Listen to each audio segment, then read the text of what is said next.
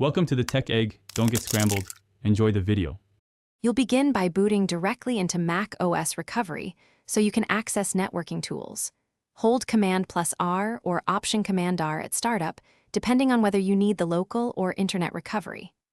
Once the spinner appears, make sure your Wi-Fi icon or network utility is visible. If possible, plug a wired Ethernet cable now because it often avoids authentication issues. You're doing this to fetch installers or run online diagnostics, so get the connection method ready before moving to the next step. Now set up the actual connection. Choose your SSID from the top right Wi-Fi menu and enter the network password.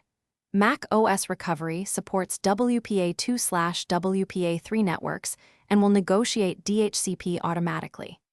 If DHCP fails or you need a static IP, open Utilities Terminal and use ifconfig and network setup commands to assign addresses and routes.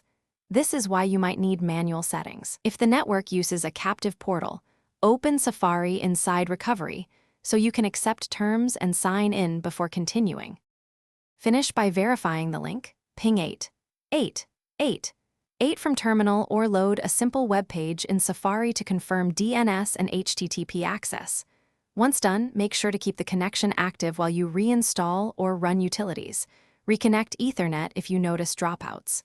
If things go wrong, toggle Wi-Fi off and on, wait 10 seconds, then reconnect or reboot into recovery again. Check for captive portal requirements and inspect network setup or system logs in terminal to diagnose IP or DNS issues before proceeding with repairs.